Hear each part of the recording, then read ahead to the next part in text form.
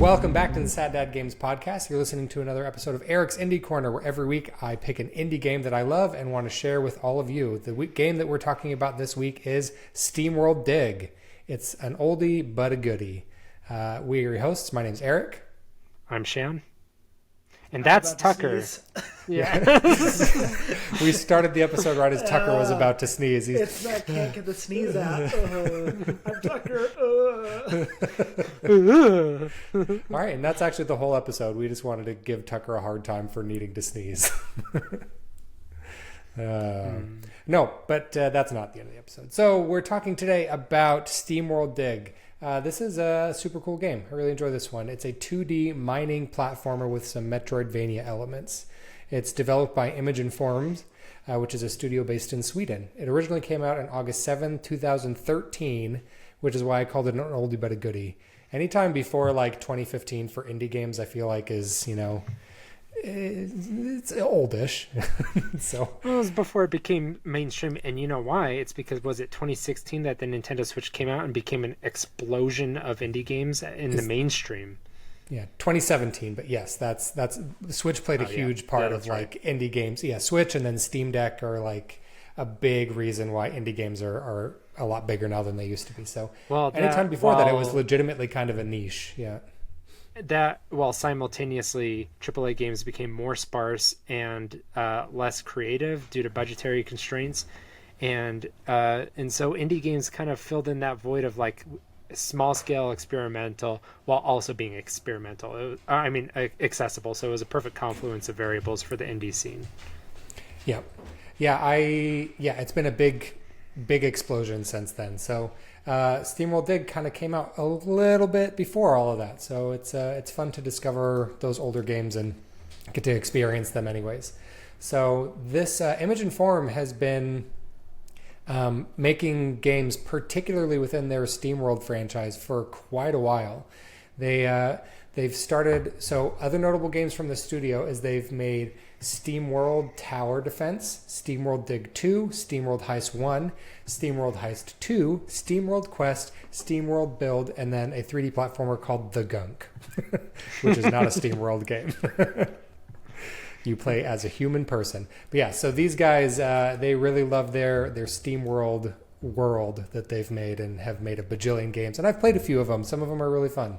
I haven't played all of them. I'm not a big tower defense guy or like a city planner, so tower defense and SteamWorld Build, not so much. But I've played SteamWorld Heist and SteamWorld Quest, and they're a lot of fun. So we'll do those on different episodes. Stretch out that content. Got to stretch. Well, they're different games. They get their own episode. So okay. Yeah. So we're going to break it down a little bit, talk about story, gameplay, and then visuals and sound, and just talk about why this game is great and why you should totally play it. So story, in SteamWorld Dig, you play as a little robot named Rusty. He's an adorable little robot with cowboy boots and a cowboy hat, and you're a little cowboy robot. But the inciting incident of this game is you receive a letter from your uncle who has left you a mine in the middle of this like kind of nothing podunk town. And he owned this mine and he left it to you in his will. And so you're just a Nepo baby, huh? You're just a Nepo baby. Didn't work for anything. Yeah. Didn't earn it like in There Will Be Blood, which is one of the greatest movies ever made. Have you both seen it? I've never actually seen that movie. No. Oh is that's the one with Leonardo DiCaprio and what's that guy's name? Daniel Day-Lewis. Daniel Day-Lewis. Yeah. No, Titanic? DiCaprio's not in it. What am I thinking of? You're thinking of Inception. There's another movie with both of them in it, but I can't. No, you're thinking of The Revenant, maybe? Yeah, maybe. With Tom Hardy? Okay. Well, that's also an excellent movie. Yeah, I know it by reputation, but yeah, I've heard nothing but good things. So he didn't earn any of it. Rusty just coming in, not doing a lick of work and getting a whole mine just for free. And so, yeah. a lot of resentment for Nepo babies. Yeah. So, this game is not for Shan. Yeah. I immediately hate Rusty. I don't want to play this game. All right, He's not relatable at all. Yeah. I tried, so I guess that's it. Shan and Tucker are out, so hopefully maybe throughout this episode I'll be able to convince some of the listeners that Rusty is a mostly likable, not technically a Nepo baby, but kind of a Nepo baby. But by literal definition, he is. But by literal definition. So I guess technically Shan and Tucker are right. So, but anyway, so you come to this little backwater. It's basically a ghost town when you get there. It's like a 2-horse town. There's nothing there, and you need to go down into the mine to find out what happened to your uncle and to collect treasure and find out what's going on in this mysterious mine. So Shan Okay, seems so- like he has a fun fact about 2-horse town. No, well, just in the last 24 hours, I've heard 1-horse town and I've heard 2-horse town. Are these different sized towns? Eric, please fill me in one's on. one I don't horse, know. one's I 2 might have horses. just said it wrong. What is it? Well, look it up. Someone else look it up while I'm talking. 1-horse town. This is riveting for everybody. There's a song. It's a small, unimportant town or a place. So now I'm going to type in 2-horse town, see if I get anything. I might have just said it wrong. That's probably what I said. Oh, so it was later applied to things like 1-horse town, 1-horse bank, and a 1-horse lawyer to imply lack of importance or size. Okay, yeah, I said it wrong. It's a 1-horse town. That's the phrase. Okay, so good thing I So- learned that yesterday. I'm just an idiot is the answer. Well, it could be a 2-horse town. It's just slightly more important than a 1-horse. Yeah, it's like a 1-horse my town, life. but I have- 50% more. Yeah, my life is not a 1-horse life. It's a 2-horse life. It's, Of course. I get you that. want Not a 2-horse 3-horse life, life. Of course. Yeah. That's crazy. nobody likes a divorce, of course.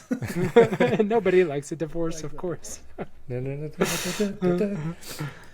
All right, It's so a divorce that's horse for anybody that doesn't know. yeah, the divorce horse. It's from Parks and Rec, I think, right? Yeah. So that's, I mean, there's a lot of other story developments. Not a lot. There's some other story developments as you go through the mine. You start to unravel a mystery and find out what happened to your uncle, and the strange, things going on down in the mine. And there's some fun stuff to discover. The story is not overly complex or deep, but it's interesting enough to keep your attention for the amount of time that the game takes, and it's a fun kind of backdressing to the gameplay. So gameplay for this game is very fun. It's got a very addictive gameplay loop. So basically you're up in this town area and then you go down into the mine, and in the mine you have your pickaxe. You can break, everything is kind of on a grid, sort of like Terraria or Minecraft in 2D, where everything is blocks. What the hell is a Terraria? Terraria is a video game. It's like an indie I'm game. It's like 2D Minecraft. Yeah. It's The Office. Oh, from This The is- Office. What the hell is a So- terrarium? So, an It's aquarium. an aquarium for lizards and reptiles. Oh, so like an aquarium. I get it now. I thought you really didn't know what Terraria was. No, it's the plural of terrarium. Yeah, of course, like an It's aquaria. like I would love for Go a game listen be to called our Last of Aquaria. Us series if you want to hear how much I hate the word aquaria. I also use the word terraria in Spider-Man because they have a terrarium in the Oscorp Just to suite. make me mad. The Yeah. penthouse, yeah. And he So had several terraria. several terraria, more than one terraria. Right. So the gameplay loop it's very much a gameplay loop in the literal sense. It's like you do something and you go back and you're doing it again. So you're in the town and you go down into the thing, into the mine. You use your pickaxe to mine things on a grid, and it's like the path that you dig is persistent. So when you come back up into the mine and then go back down in, the path that you've carved stays the same. And so while you're digging deeper and deeper into the mine, you have to be conscious of like, okay, well, I need to make sure that I can get back up, because if you create a path that makes it so that you can't get back up, then you're just kind of stuck down there and you have to, do like a self-destruct thing yourself. so that you can get out of the mine. But so it gives kind of a fun loop to be like, okay, make sure that I'm going down deeper, but I'm not blocking myself off from returning. And you go down and some of the blocks have treasure in them. You collect the treasure. And then once your bag is full of treasure, then you go back up to the surface, you sell the treasure and you buy upgrades. And then you can go back even deeper into the mine. And you keep doing that just further and further and further until you get all the way through the mine. But I like it because it has a Metroidvania style progression where you unlock new items as you go down further in the mine. There's like little rooms that you can go to unlock these items. that make it so that you can dig through tougher dirt or double jump or, access a different area. So it has Metroidvania elements, but the levels are pretty much just like a straight down thing, and you're tunneling down this very vertical mine, creating the path yourself, which is fun. And each time you play the game, the map is randomly generated, and so it's different every time you play, which is nice. So a little bit of variety. It sounds like Hollow Knight, a roguelite. Yeah, kind of. And above world, you get your treasure, you spin it, you go back down, back up, more treasure, back down, kill monsters. Until it just sort of ends. Until it sort of just ends, which is pretty much exactly what happens here. So I really like that gameplay loop. I feel like it's fun and addictive, and it gives this whole I'm going to go down in the mine just one more time and see how much gold I can get, and see if I can buy the drill that lets me drill into the really hard rock or whatever. So it's got a fun gameplay loop that way.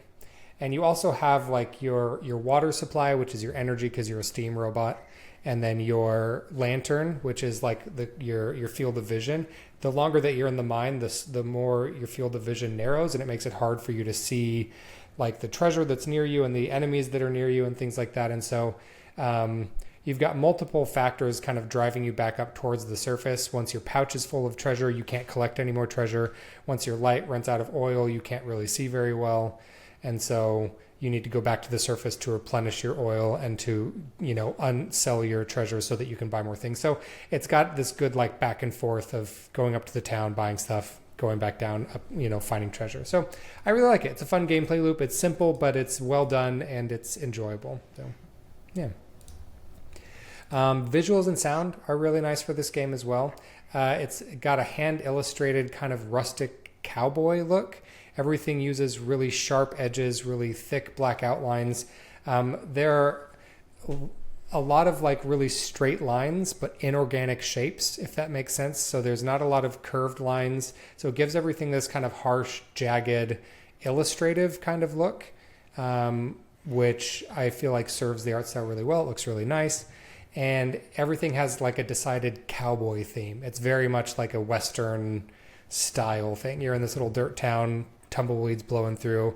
All of the townsfolk that are up in the town, they all kind of serve like cowboy archetypes. Like there's the busty barmaid and the shopkeep guy who's got like a peg leg and he talks like this, and so they've got the fun like Eric, all that's the racist cowboy tropes. I was racist to old cowboy people.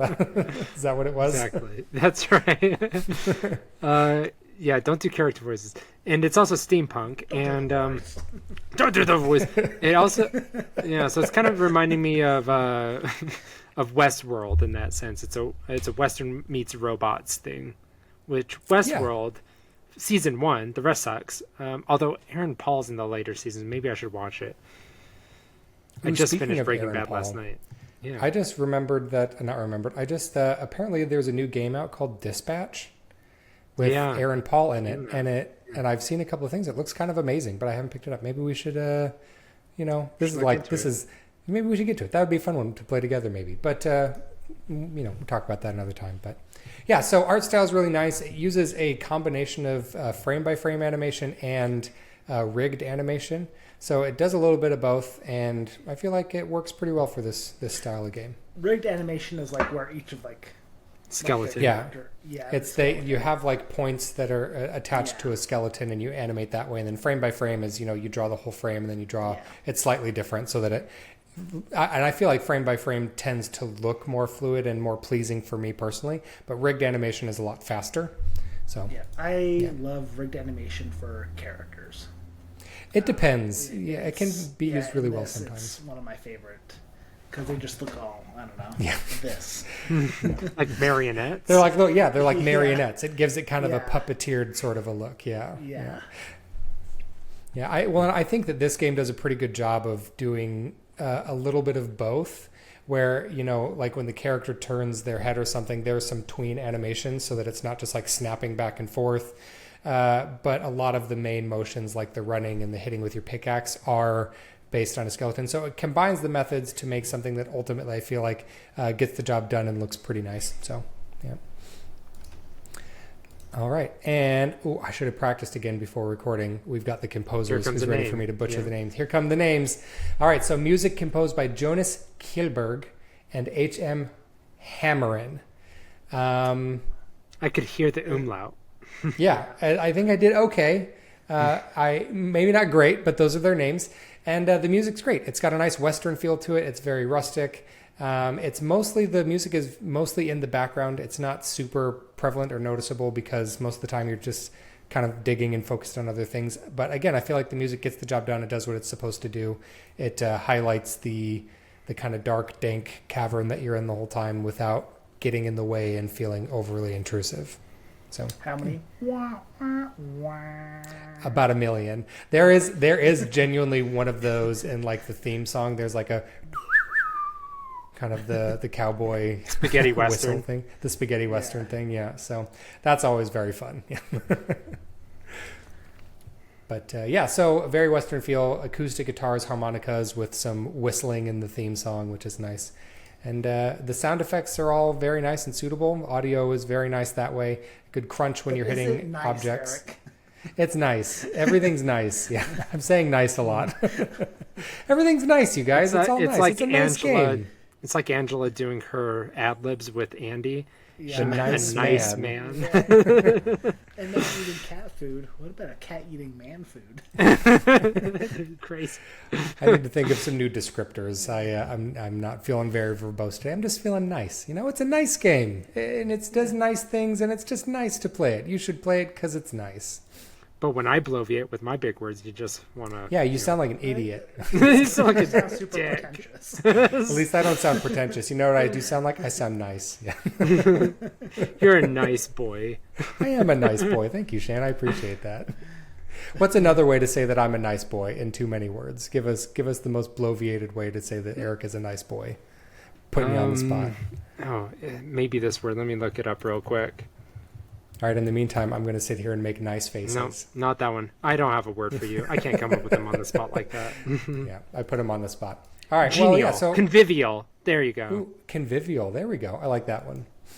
All right, so SteamWorld Dig, it's a great time. I had a lot of fun with this game. It's not super long, take about 5 or 6 hours, so I feel like a good length, nice little bit of meat on its bones, but it's not over too soon.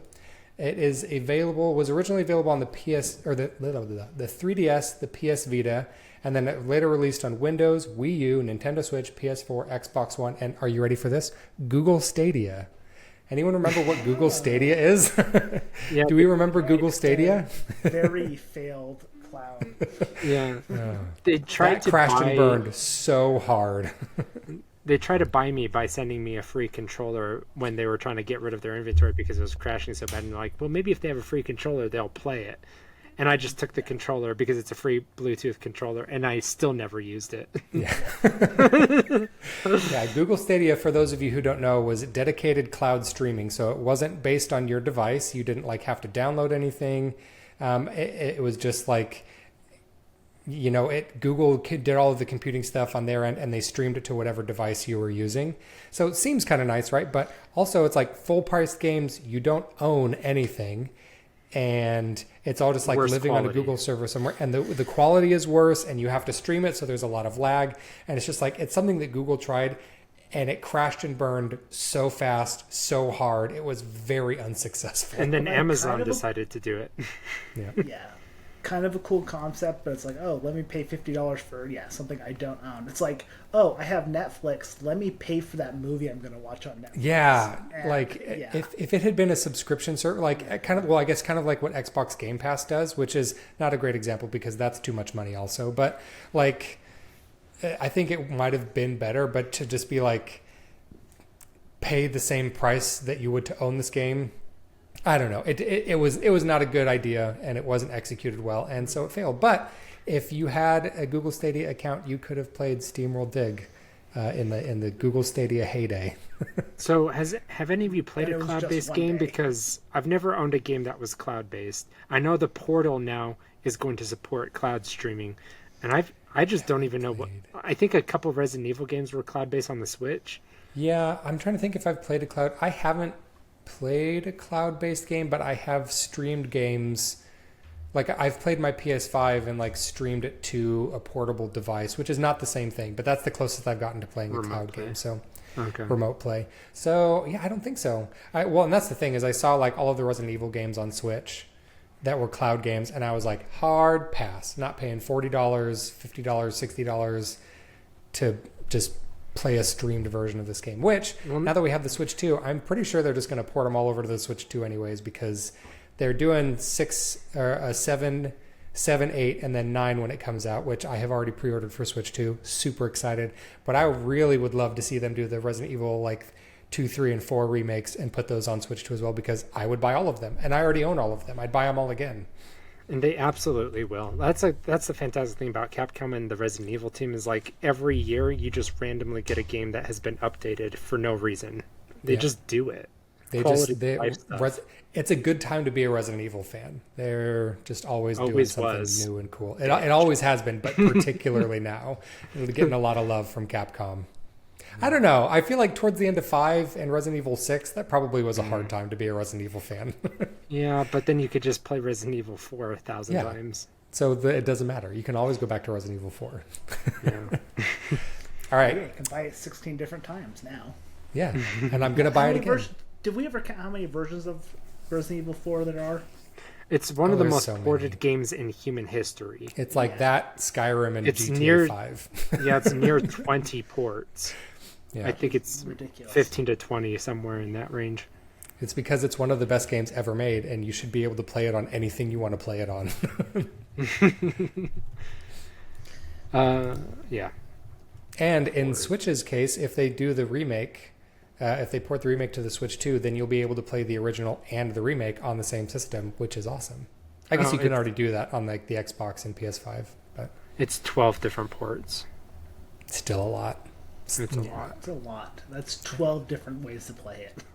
I know Tetris is higher than that, but... Well, Tetris is Tetris, yeah. No one's ever going to beat Tetris. And then if you... Doom isn't on the list, but only official ports. If you count unofficial ports, it's probably the most ported game in history. Oh yeah, play it on a calculator. Yeah, or on like your Samsung fridge. Yeah. Or on a birth control test. Yeah. Did someone do that? Somebody did it. No because they're way. insane. We should do a whole episode exploring the different things that Doom has been ported to, and like we'll watch videos and react to all of them. That would be fun. Maybe we'll do that. That would be good. All right. Anyways, that's going to do it for us today. Thank you for listening to this episode of Eric's Indie Corner. Remember to like, comment, subscribe, share with your friends, interact however you interact on Spotify and Apple Podcasts. Don't really know how you do that, but do it. And listen to Eric's Indie Corner every Monday, our regular series every Thursdays. Bye, y'all. Bye. Bye. Outro. Bleepy doof, bleepity bloopity blow.